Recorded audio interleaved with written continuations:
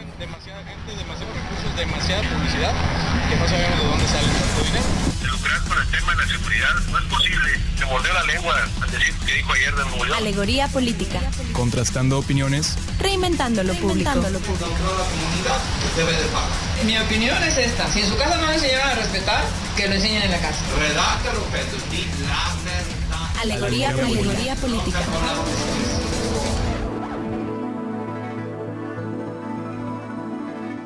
Buenas tardes, amigos radioescuchas.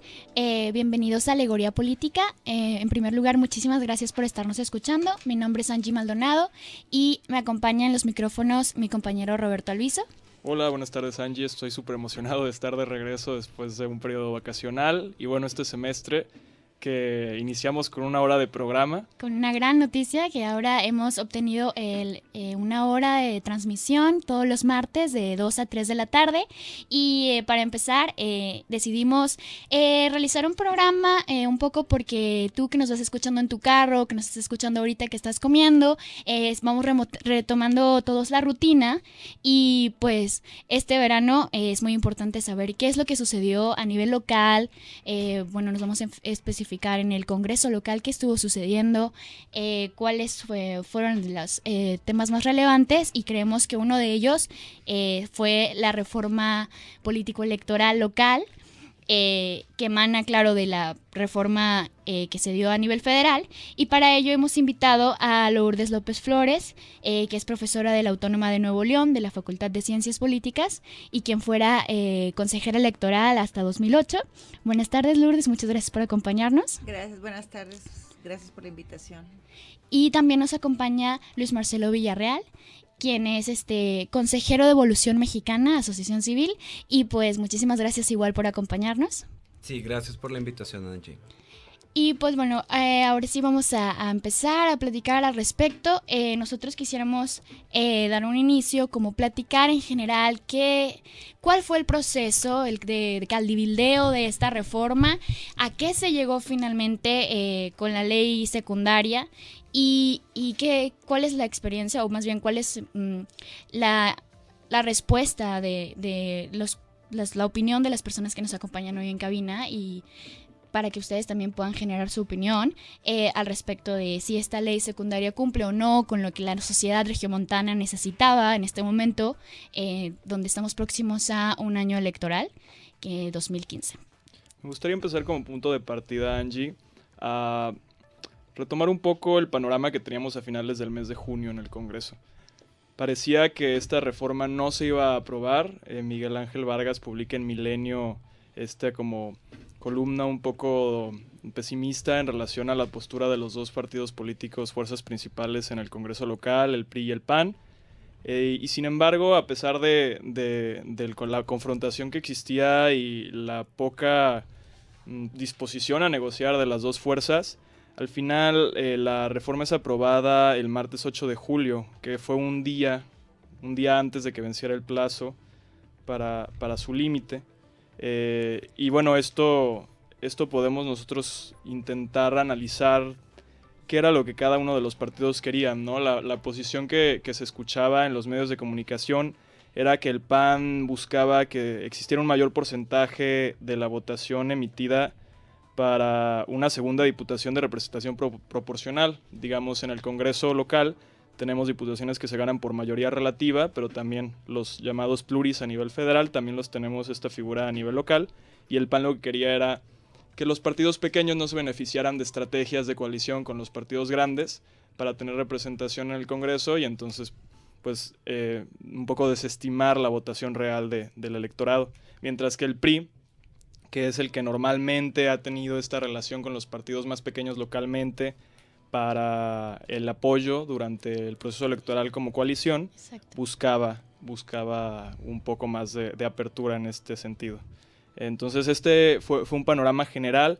No sé si alguno de nuestros invitados tenga algún comentario que hacer sobre este juego político que se vio en el Congreso, que sin duda pues, a todos nos puso como ciudadanos un poco pues, enojados, ¿no? Porque la idea es que ellos están ahí para negociar y hacer acuerdos y no simplemente para tomar una postura y quedarse necios sobre eso. Y de hecho también considerar cuál era la postura de la ciudadanía, de la sociedad civil organizada al respecto.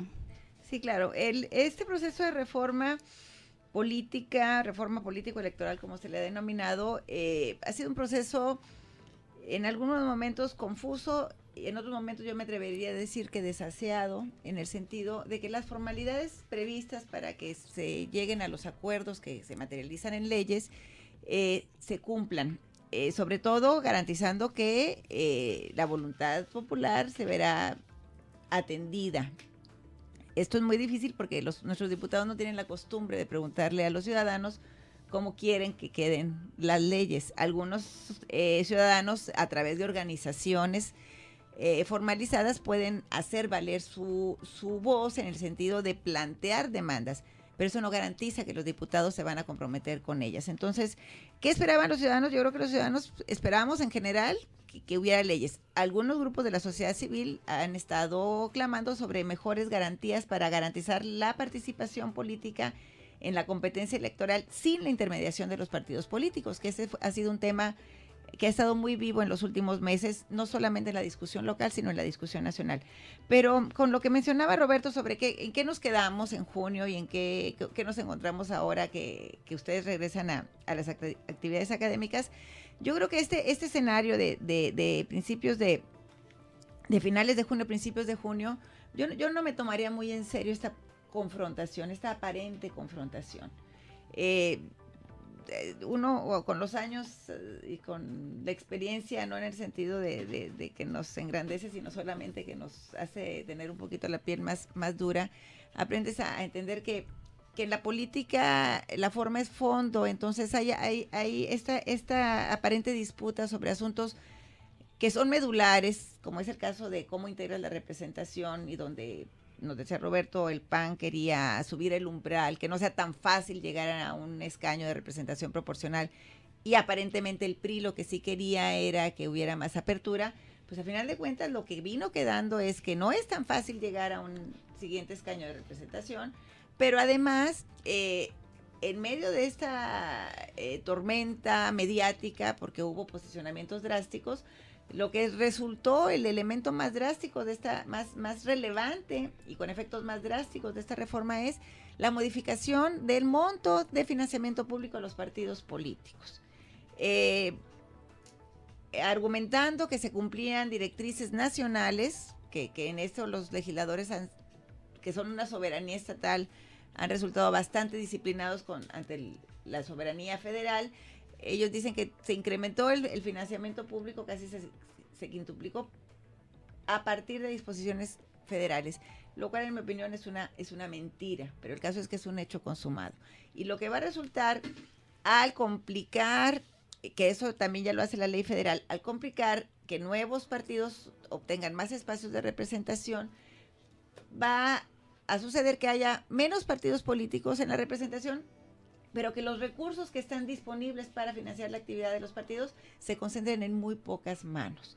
Pero además en un contexto donde las elecciones ya dan a los partidos mayores rendimientos. Esto es la posibilidad de que los candidatos electos en el próximo proceso electoral puedan ser reelectos. Entonces vamos, lo que está pasando con esta ley, y que es un reflejo de lo que pasa con la ley electoral a nivel nacional, es que vamos dando pasos en sentido contrario hacia donde las reformas político-electorales que se gestaron entre 1989 y casi hasta el 2007, hacia donde iban caminando. Nosotros hemos cambiado el rumbo y nos estamos aproximando a un esquema que puede ser muy exitoso y muy prometedor, como es el de Estados Unidos, con la salvedad de que somos una sociedad completamente distinta. Entonces, esto pasó, en mi opinión, esta aparente disputa entre el PRI y el PAN sobre el tema de cómo se ingresa la representación o qué haces con los partidos chiquitos, pues fue una mascarada para poder tranquilamente introducir esta disposición, porque eso no se discutió, o sea, eso no trascendió sino hasta que ya estaba aprobado, claro, sobre el nuevo esquema de financiamiento público, que encarece de facto las elecciones en nuestro estado, pero además fortalece solamente algunas élites partidistas, concretamente estos partidos mayoritarios. y que yo creo que va totalmente en contra de lo que podríamos haber esperado en la sociedad civil organizada respecto a que se pensaba empoderar a los candidatos independientes, y a lo mejor Luis Marcelo, podrías comentarnos al respecto de la percepción desde este movimiento que forma parte de Evolución Mexicana, de Vía Ciudadana, las esperanzas que se tenían y qué pasa con esta ley. Sí, pues bueno, en principio nos pareció un poco lamentable el enfoque que le da el legislador al Congreso, en el sentido que esta es una ley pues que se debe enfocar, cualquier ley se debe enfocar al beneficio del ciudadano, a su inclusión, a su empoderamiento, y en este caso los temas centrales fue cómo yo, el partido grande, voy a controlar más el Congreso, cómo yo voy a evitar que haya menos pluralidad, cómo yo voy a evitar que nadie entre de independiente, cómo yo partido voy a obtener más recursos. Entonces el enfoque partidista que se le dio a esta ley, o sea, solamente protegiendo esos intereses, pues es algo muy lamentable que pues desafortunadamente ya es pues costumbre, ¿no? Y pensando, yo la verdad cuando cuestionándonos un poco sobre cuál es el miedo, o como comentaba la profesora de la Lourdes de la Universidad de Nuevo León, es respecto ¿qué tanto es ese temor a las candidaturas independientes? Porque ¿qué genera? Tenemos un sistema de partidos que para la zona metropolitana de Monterrey ya no funcione, o sea, hablando de lo que conocemos, que es un PRIAN, que ya está cansado el ciudadano o que no está cansado porque hay opiniones distintas, ¿qué tanto estuvimos pensando como sociedad civil solamente en la zona metropolitana de Monterrey? ¿Qué tanto pudo haber pasado por la cabeza de los legisladores realmente comprometidos? No lo sé, es pregunta. Ese panorama de las otras entidades, de los otros municipios del estado que no están preparados para este proceso de democratización en el que un candidato independiente pueda no ser un cacique en su zona rural. Yo también he pensado un poco de este lado, pero insisto, más como porque ya conocemos al PRIAN, pareciera que es por lo mismo, de hacerse más grandes, de tener más poder, pero qué tanto también es que estábamos preparados como Estado o no, o que solamente estuvimos pensando en la zona metropolitana de Monterrey. Yo creo que el tema electoral, el tema político es una madeja, es un buen número de hebras entrelazadas y que, bueno, están probablemente anudadas al interior de esta madeja.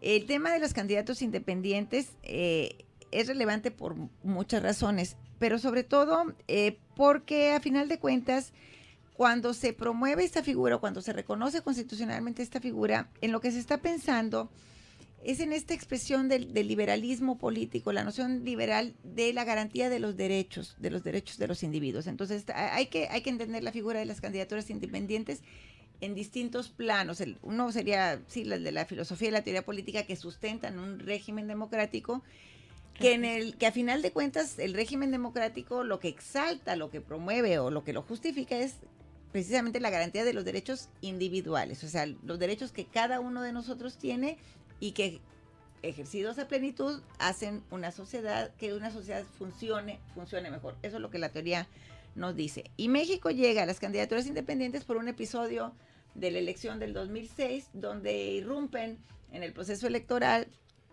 personajes que al margen de un partido político pretenden competir por la presidencia de la República. Ustedes están muy jóvenes, pero seguramente en clase lo han escuchado. Uno de los personajes fue Jorge Castañeda, que fue secretario de Relaciones Exteriores en el gobierno de Fox, pero y ha sido un intelectual y periodista con mucha popularidad, pero también un aristócrata de la política mexicana, hijo de embajador, en fin, un personaje no común y corriente, un personaje con una trayectoria, digamos que de privilegio personal y profesional. El otro personaje era Víctor González Torres, el dueño de este emporio de las farmacias similares, el doctor Simi, y hermano de Jorge González Torres, el fundador del Partido Verde Ecologista, tío del Niño Verde. O sea, entonces no eran personajes comunes y corrientes, y cada uno por su vía quería competir. A final de cuentas, lo que probablemente se pretendía entonces era distraer votos a alguna de las fuerzas que podría ser una amenaza para la competencia. El doctor, este señor González Torres siempre estuvo reclamando que se contaran sus votos y lo que él presumía es que había sacado los votos suficientes como para ganar la elección, pero al menos era para lastimar la candidatura de Andrés Manuel López Obrador, porque además en su campaña que hizo en sus tiempos publicitarios, a quien atacaba era López Obrador. Por otra vía, Jorge Castañeda solicitó su registro, se le informó que no era tiempo de hacerlo y fue a organismos, a la Corte le dijo que la Corte no conoce materia electoral y eso fue la pauta para ir a organismos internacionales que a final de cuentas lo que ordenaron al Estado mexicano fue que en la ley, en las normas constitucionales y legales, se reconociera esta potestad de los individuos de postularse para un cargo sin la mediación de partido. Eso fue lo que pasó. Y de ese mandato de los organismos internacionales se reforma nuestra Constitución y también surge el mandato para que lo hagan los estados. Esto abre alimenta la expectativa de grupos que sí están en desacuerdo o a disgusto con los partidos políticos. No necesariamente de la sociedad en general, pero sí de grupos informados con activismo político. Tu pregunta es, ¿por qué no siguen los diputados esto? ¿Por qué no lo atienden? O sea, legislaron porque tenían que hacerlo, pero el hecho de que lo hicieran, como es un loco no come lumbre, tampoco lo iban a hacer tan generosamente como para vulnerar sus oportunidades de representación. A mí me parece que lo que los legisladores y los partidos políticos temen no es a los ciudadanos independientes que quieran postularse. Ellos están protegiéndose de sus mismos compañeros partidistas porque saben que la vida al interior de los partidos no es democrática, no hay lugar para todos, no todos pueden ser postulados y cada vez es más frecuente que haya algo que se llama, en la teoría que ustedes lo conocen, desplazamiento partidista. Yo soy militante de X partido, no me promueves, pues me voy con el partido Y que me presta su membrete y me postula.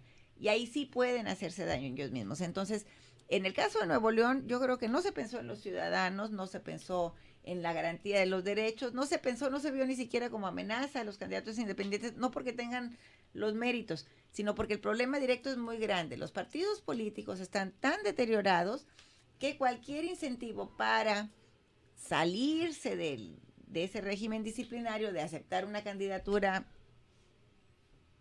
a quien la nomenclatura defina y que se convierta en una amenaza. Por eso las disposiciones en la materia fueron tan limitadas, de hecho coartan completamente la posibilidad de que un candidato, pues es viable la candidatura, sí. Eventualmente Está se en la podrá ley. registrar, sí, pero con un trabajo titánico que implica mucho más, una labor mucho más intensa que la de cualquier partido político, o sea, la de recabar firmas. Sí hay variantes dependiendo del tamaño del municipio, etcétera, pero es un trabajo titánico y hay una restricción total para tener acceso a los apoyos, a las prerrogativas. Pero están pensando en su patrimonio, en su posibilidad, no en la garantizar los derechos de los ciudadanos. Sí, yo comparto parte de que el miedo para no legislar correctamente las candidaturas independientes va un poco en ese sentido de no dividir o no pensar que, por ejemplo, como mencionas, alguien popular del partido que se salga y les compita de fuera y les quite votos. También va de la mano con el comportamiento que ha tenido el Congreso con hacer completamente a un lado al ciudadano. O sea, tenemos la ley de participación ciudadana el año pasado, pues que se rechazó profundamente ahí en el Congreso. No me parece la connotación un poco negativa de como la introducción para los candidatos independientes. Si bien no es falso lo que dices, también es cierto que se han hecho cosas muy buenas con gente independiente en Colombia, en España, en Guadalajara hay un movimiento muy interesante. O sea, el deslinde de intereses partidistas y poner como prioridad los intereses ciudadanos tiene que venir de algo completamente nuevo, sin compromisos. Para bien o para mal, los partidos están muy oxidados. Yo creo que la mayoría insalvables. sí funciona un sistema político con partidos, pero no con los que tenemos ahorita. Se tiene que construir algo nuevo y era la intención que pretendíamos se lograra con esta ley electoral. Desafortunadamente la política pues es una cuestión más de percepción, de que crean que ya pueden ejercer su derecho y ser votado, cuando en la realidad, como mencionas, es imposible por los tiempos y los porcentajes. Y de hecho quisiera que nos contaras un poco más al respecto, la abogada Villarreal, respecto a que ustedes como Movimiento Biociudadana, Evolución Mexicana y otras asociaciones civiles estuvieron presionando muy famoso en las redes sociales el video de Ya estamos hartos, de 5 años de foros que nada más nos dan a tole con el dedo, sí. Y realmente y todas esas manifestaciones de las manos atadas una vez ya que se aprueba la ley, pues que nos contaras un poquito más de qué estuvieron haciendo, qué trabajo estuvieron haciendo, solamente ir al Congreso o en otros puntos, no sé, recabando firmas o alguna... Siempre ha sido muy importante. De hecho, Evolución Mexicana tiene 4 años impulsando y peleando por estas candidaturas independientes, y siempre hemos acompañado nuestra queja de una propuesta, ¿no? O sea, inicialmente llegamos al Congreso con una serie de principios. Oye, vas a legislar esta ley, cuida la equidad, cuida la proporcionalidad, cuida los tiempos, cuida los porcentajes. Nos ignoraron, ¿no? Completamente. Después hicimos el trabajo, o sea, arrastrar el lápiz, hacer la propuesta de ley con todas las modificaciones que considerábamos necesarias. O sea, llevaron la iniciativa de ley. O sea, de cierta manera haciendo el trabajo de diputado. Y que es un derecho de cualquier ciudadano, llevar una iniciativa de ley. Uh-huh. También fue ignorado completamente. El resultado en el tema de estas candidaturas independientes, pues es algo... ridículamente inequitativo, ¿no? Haz de cuenta, te piden, por ejemplo, necesitas conseguir para gobernador 96,000 firmas en 49 días, cuando un partido político local no tiene límite de tiempo. O sea, tiene un máximo de tiempo que es el último de enero, pero no tiene un inicio de tiempo, y se le piden una cantidad de 8,350 firmas. Entonces pones para competir en todos los cargos de elección. O sea, para si ver lo las comparas, dimensiones. 96,000 contra 8,000 es ridícula la diferencia. De hecho, con Roberto platicábamos un poco al respecto, que el padrón electoral, cuántas personas tiene y el porcentaje que sacaban, igual sacando pues las mates. No sé si quisieras comentar un poquito de eso, Roberto. Habíamos consultado cómo quedó la ley electoral. Nada más quería comentar que, bueno, Lourdes nos dio ya, creo, una muy buena perspectiva de dónde se origina este inicio del movimiento, de todo el andamiaje legislativo en todo lo que significa intentar abrir estos espacios al ciudadano a través de las candidaturas independientes. Bueno, sea como sea que haya iniciado, inicia. Y creo que tenemos ahora aquí un caso de estudio, ¿no? ¿Cómo quedó la ley en Nuevo León y qué implica esto para las elecciones del próximo año? Yo creo que es lo que queda por delante para analizar.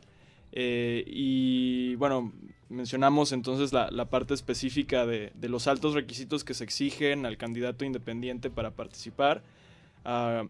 No tenía específicamente el número ya traducido a cifras concretas, pero bueno, eso en la ley se lee y entonces quizá es menos comprensible que para un gobernador se necesita el 3% de la lista nominal de todo el estado y tiene que haber mínimo el 1% de la lista nominal de 26 municipios dentro de ese 3%, ¿no? Entonces, pues el número se traduce a lo que nos compartía Luis. Y al final de cuentas, quizá, no sé, Luis, si consideres que para un ayuntamiento o para algún diputado sea más accesible la contienda. No sé, Lourdes, si también tengas algo que comentar por eso. Y también en algún punto me gustaría regresar al tema del financiamiento y explicar un poco al auditorio en qué consiste este aumento del monto que tienen los partidos políticos a nivel local y de dónde vienen esos recursos para que lo puedan comprender. Respondiendo a tu pregunta, en el tema de los distritos locales para diputados y en algunos ayuntamientos, el porcentaje que se pide sí podría ser algo más razonable. pero no en el tiempo que te lo están pidiendo. O sea, 49 días sin presupuesto, sin la estructura que tiene un partido político es ridículo. Y como acotación, esos 49 días corresponden, según lo que yo tengo anotado, a una etapa que la ley reconoce a nivel estatal como la de obtención del respaldo ciudadano. Es correcto. Que básicamente significa que el candidato independiente que le interesa ser reconocido como tal, tiene esta cédula en la cual va a tener que ir reuniendo los nombres, las firmas y el número de la credencial de elector de las personas que lo apoyen en un periodo que incluye 12 días previo a la precampaña y 12 días que inicia 12 días previo a la precampaña y llega hasta 12 días antes del fin de la precampaña. Así es, que se traduce a 49 días. ¿Y una precampaña normalmente cuánto dura?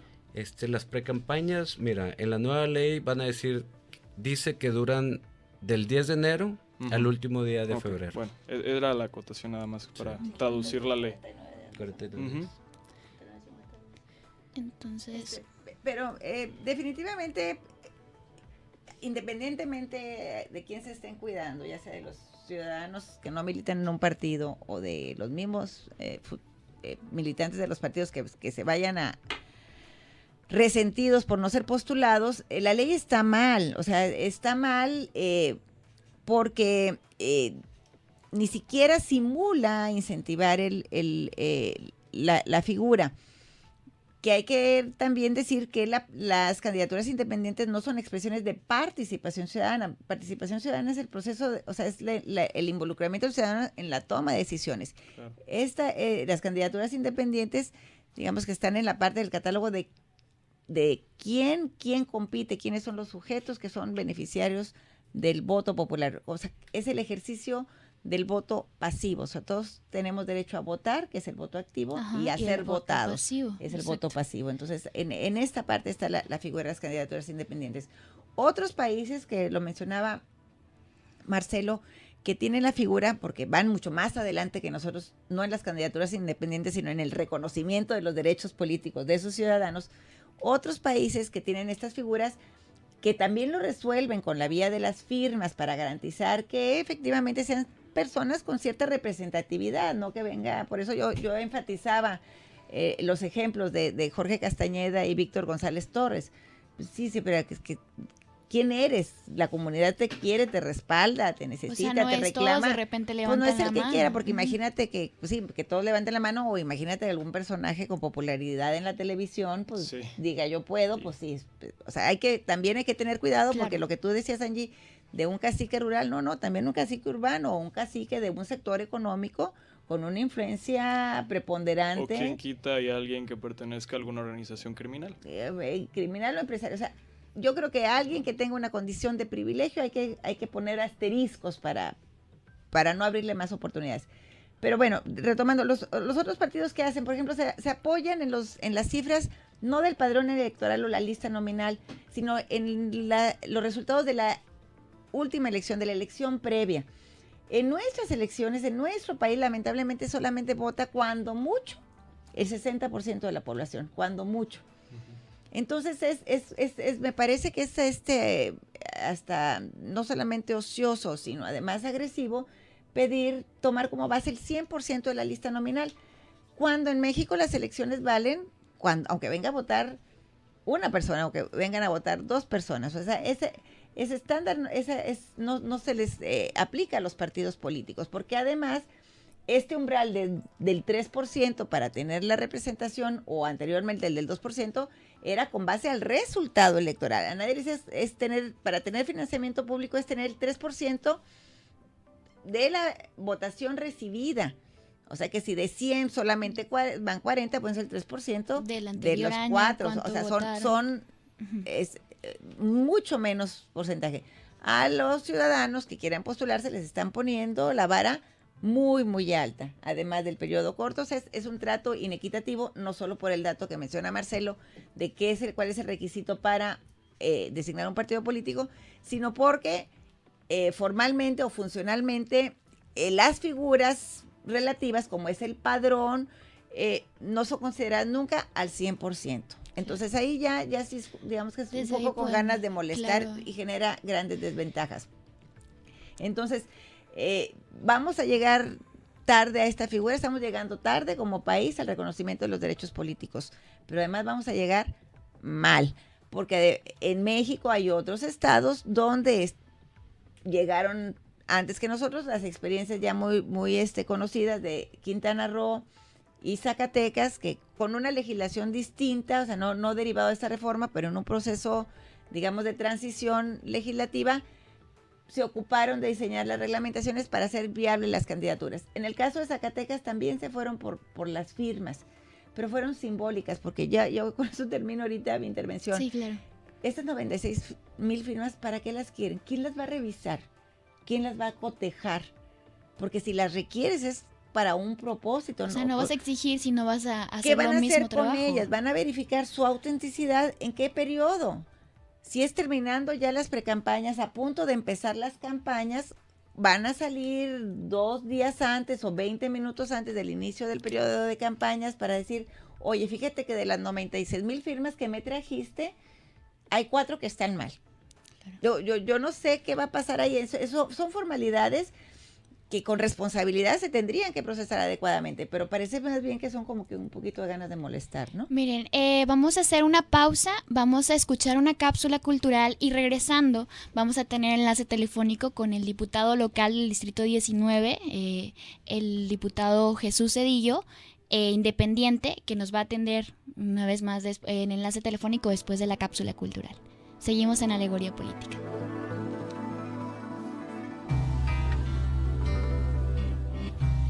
Es cierto que cuando hablo en público, todo el mundo me pregunta acerca de la vida y siempre tengo que traerlos de vuelta al hecho de que es una obra de arte. Sophie Calle, pintora, fotógrafa, escritora, todo al mismo tiempo. Intrusa de su propia intimidad, creadora de historias. Una artista que a través de sus exposiciones se descubre a ella misma y nos invita a vivir junto con ella, y a través de su arte, lo divertido de la vida cotidiana. Nació en París, Francia, en el año de 1953. A lo largo de su vida como artista, Sophie ha hecho de todo y se ha atrevido a hacer lo que muy pocos. Sus exposiciones se han caracterizado por su personalidad arriesgada y atrevida. Las más famosas de ellas han consistido en espiar a gente desconocida, fotografiar extraños y otras travesías de esta índole. En su exposición más reciente, recabó la interpretación de 107 mujeres con distintas profesiones a un correo electrónico recibido por la artista. En este mensaje, su entonces pareja daba por terminada su relación amorosa y finalizaba con la frase que da título a la obra: cuídese mucho. Actualmente, esta exposición se encuentra en el Museo de Arte Contemporáneo de Monterrey y estará hasta el 31 de agosto. Los invitamos a que asistan. Nosotros somos Odisea y regresamos con Alegoría Política.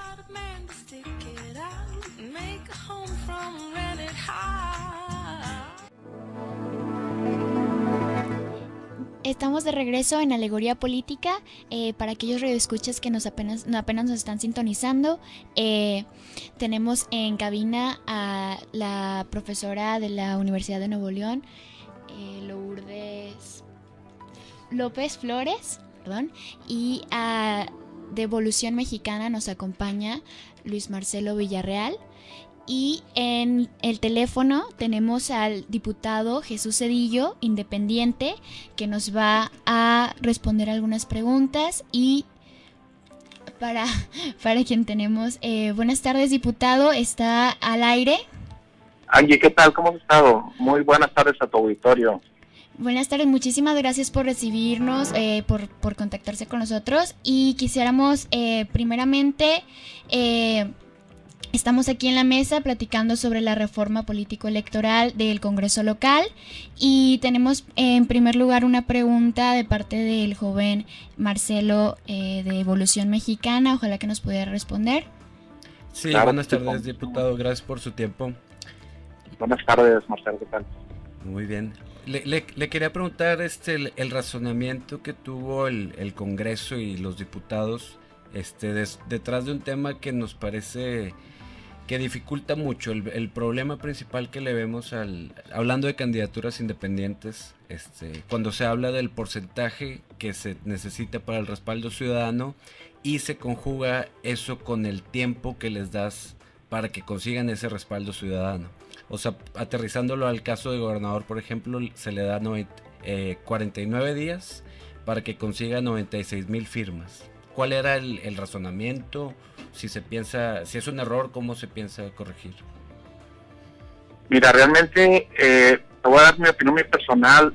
Nosotros como diputados independientes no estuvimos de acuerdo en muchas situaciones que se dieron en la reforma electoral. No sé si recuerdas ese día, pues cómo olvidarlo después de que pues lo que son las fracciones mayoritarias, llámese PAN y PRI, recuerdas que pues según no se ponían de acuerdo y total que el PRI iba a apoyar ahí a los partidos emergentes en cuanto a estos temas de candidaturas, en cuanto a paridad de género, en cuanto a los porcentajes para obtener una segunda curul.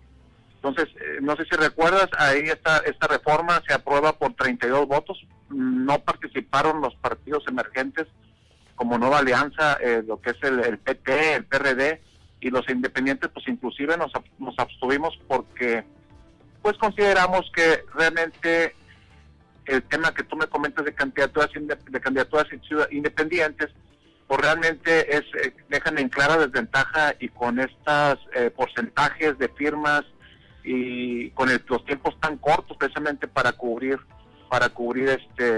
precisamente estos requisitos y registrarte, pues resulta prácticamente imposible para cualquier ciudadano, en este caso independiente, que quiera postularse, pues obtener su registro. La verdad, consideramos que con eso se está fomentando la partidocracia en el estado de Nuevo León, y que realmente no quieren que haya representación en el Congreso local.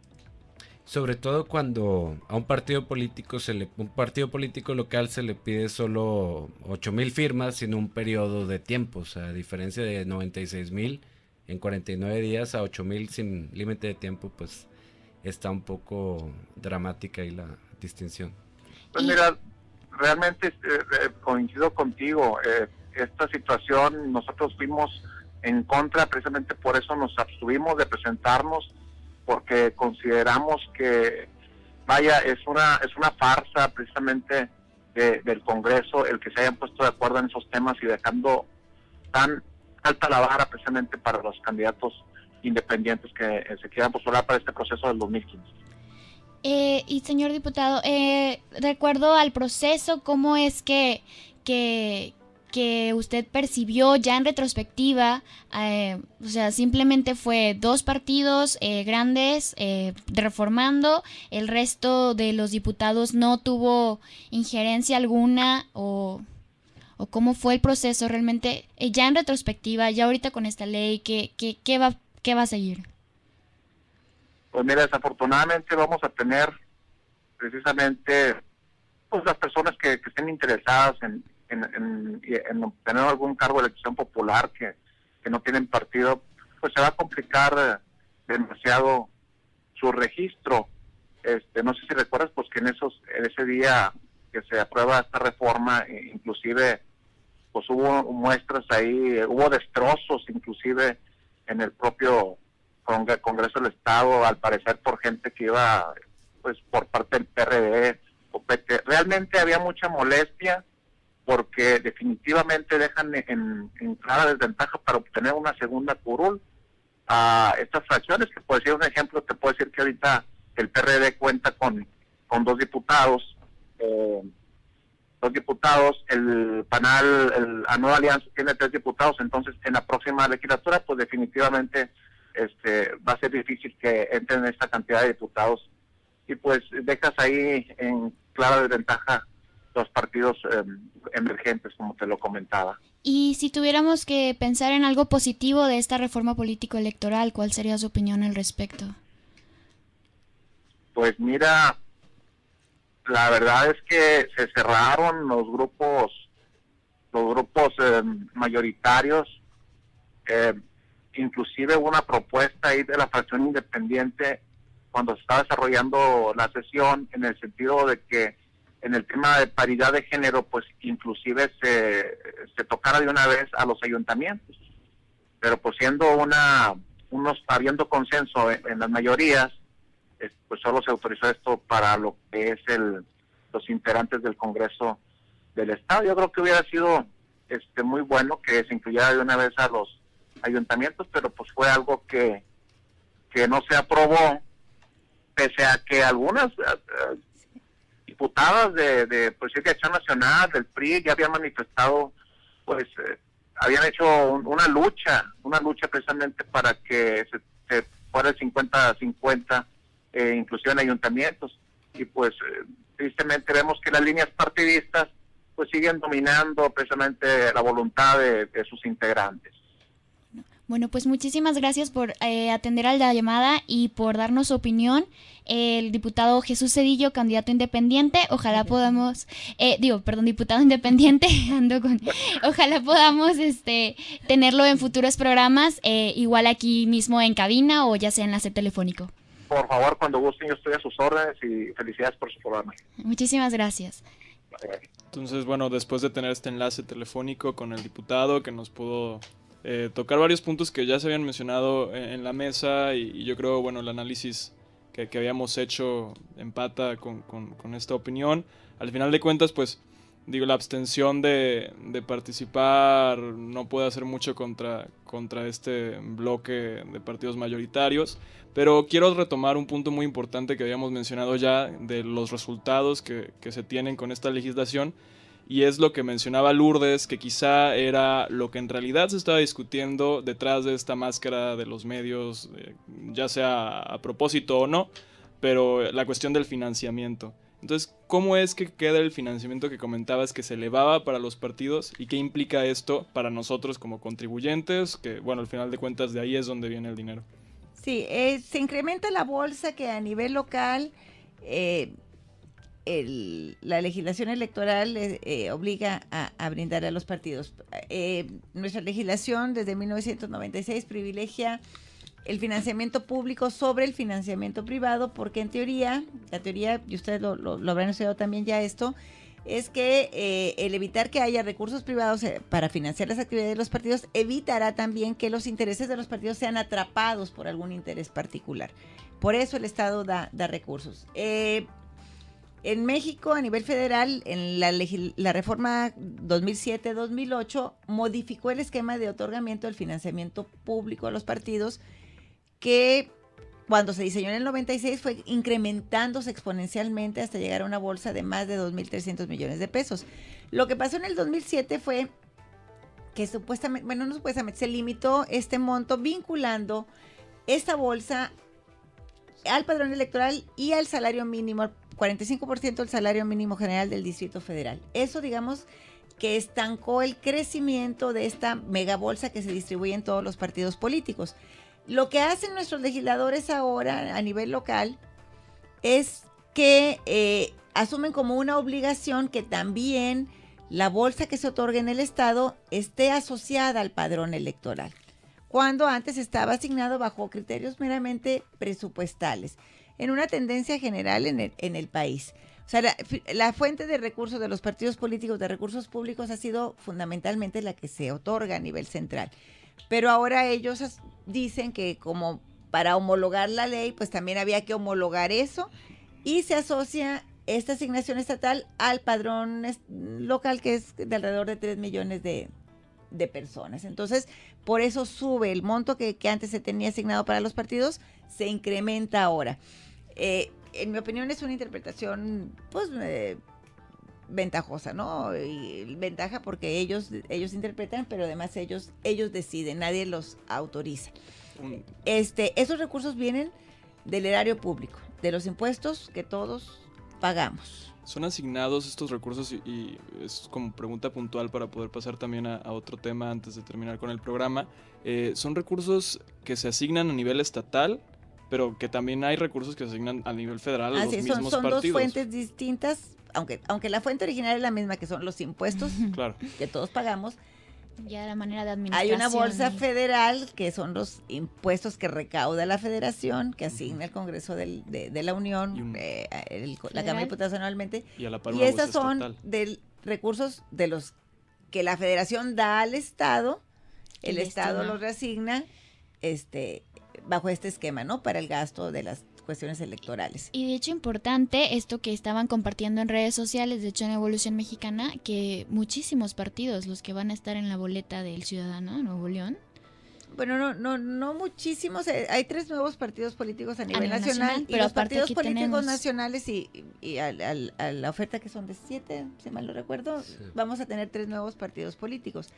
Es probable, serán 10. Más el partido de aquí, si es que no, pues los locales. El asunto es que los partidos políticos nacionales automáticamente pueden competir en las elecciones, o sea, también tienen un registro estatal. Los partidos estatales no pueden participar de las elecciones federales. Sí, no. Y lo que seguramente sucederá es que estos partidos nuevos y algunos de los que ya tienen registro pero que tienen poca representación se van a quedar en el camino. No van a lograr este umbral del 3% para mantenerse en la competencia electoral y como beneficiarios del financiamiento. Pero aquí eso es la otra parte que también habría que ver con atención. Dado que la bolsa general de recursos de los partidos disminuyó entre los partidos políticos, discúlpenme la expresión coloquial, pero ilustrativa, entre menos burros, más solotes. Al haber menos partidos políticos, los que mantengan el registro, pues en lugar de dividirse entre 7 o entre 10 esa bolsa, se dividirá entre los que queden. Y si quedan solamente 4, bueno, ellos serán los beneficiarios. Con la ponderación muy acotada de que el 30% que se asigna de ese financiamiento es igualitario, o sea, el 30% parejo, pero el 70% restante es por el peso electoral. En el caso de que haya un partido político que controle abrumadoramente el Congreso, o sea, que tenga un primer lugar que quede con el 65-70% de la votación y un segundo lugar que apenas lo alcance con el 35%, en esa proporción se distribuirán los recursos. Y eso es una mala noticia para el régimen de partidos, porque el pluralismo implica que la oferta política recoja también la pluralidad de la sociedad, la diversidad de la sociedad. En una sociedad tan desigual como la mexicana, 2 partidos políticos, como en Estados Unidos, no reflejan esa diversidad y evitan o anulan la posibilidad de que determinados sectores de la población tengan de perdido una voz en el Congreso. Ya si no va a haber políticas públicas que les beneficien, por lo menos que haya espacios donde sus demandas puedan ser expresadas. Ir caminando hacia un bipartidismo en nuestra sociedad, en mi opinión, es ir caminando hacia atrás. Pero además un bipartidismo de partidos ricos con muchos recursos es muy negativo. Pero además con la posibilidad de reelegirse, de continuar en el poder, que es algo que es una cosa de que el porfiriato va a palidecer, se va a ruborizar frente al porvenir político que le espera a México. Con esta reflexión, en primer lugar, sobre financiamiento, creo que es importante también tocar el punto, y también contrasta con el aspecto de candidaturas independientes, porque en un intento por quizá abrir el espacio electoral que está controlado por estos partidos que, lo decíamos hace un poco, están oxidados y no está funcionando el esquema de representación que, bueno, en democracia debería de ser la vía predilecta, la representación a través de los partidos políticos, pero vemos que no funciona. Tenemos también que la reforma con la específicamente modificación de artículos constitucionales, el artículo 49 y el 124 de la Constitución de Nuevo León, permite la reelección de diputados por hasta 4 periodos consecutivos, que esto suma un total de 12 años en funciones, y la reelección para un término de alcaldes, regidores y síndicos. Entonces, me gustaría saber, Luis, tu reflexión acerca de esto, y quizá también un poco contrastándolo con la poca apertura que se vio en las candidaturas independientes, pero la posibilidad de la reelección que implica. Mira, en general, mi opinión es que yo siento cada vez más fuerte como un despertar de la gente, un despertar así de conciencias, pero eso va acompañado de un apriete y un control más fuerte por parte del Estado, y lo ves a nivel federal desde la nueva presidencia y se pues cae hasta nuestro nivel estatal. Lo ves en las leyes electorales, lo ves en ley de ingresos, o sea, mientras más es el despertar, más es el control. Entonces creo que es un momento muy importante para el país de ver quién va a ganar, ¿no? Y Marcelo, ¿qué va a pasar con Vía Ciudadana? Porque ya han declarado que es difícil ahora la candidatura independiente, que a lo mejor estarían optando por una una candidatura ciudadana que es a través de un partido político, pero tomándolo en palabras del equipo de Evolución Mexicana, es como un vehículo, solamente sería una forma de llegar y es ciudadano, o sea, no sé. Nomás para aclarar, Evolución Mexicana es una organización que impulsamos propuestas y estamos presionando a nuestras autoridades para que actúen correctamente. Vía Ciudadana es una plataforma para lanzar a las mejores personas ciudadanas en cargos, en puestos de elección pública. ¿Y muere o no muere este movimiento de Vía Ciudadana? No, se va a competir, se va a poner a las mejores personas, no se ha decidido. Lo que pasa es que el Congreso con las candidaturas independientes puso un camino muy, muy difícil. No hay una respuesta. La respuesta clara es que sí se va a competir y se va a poner a las mejores personas, a las que en realidad representen un auténtico interés ciudadano y no a un partidista y no a un favor. Y no solo para gobernador sino para también municipios, como era la idea original. Es correcto. Ok, pues yo creo que esa era una duda que queda porque... Es correcto, y también muy importante es para el tema del Congreso local, que de ahí parte mucho el control que tienen los partidos, lo maquinan desde la legislación y lo vemos en esta ley electoral. Entonces, teniendo voces independientes sería una gran diferencia en el Congreso. Ok, ¿algún último comentario? Ya se nos acaba el tiempo del programa. Muchísimas gracias a nuestros invitados. Queremos hacer un especial agradecimiento a Odisea, que nos estuvo apoyando con la cápsula cultural y que a lo largo de este semestre nos va a estar apoyando con la cápsula cultural. Y pues finalmente, muchísimas gracias a nuestros radioescuchas. Les recordamos que nos pueden seguir en Twitter y en Facebook, alegoría-pol y contacto.alegoría@gmail.com. Nos escuchamos el próximo martes de 2 a 3.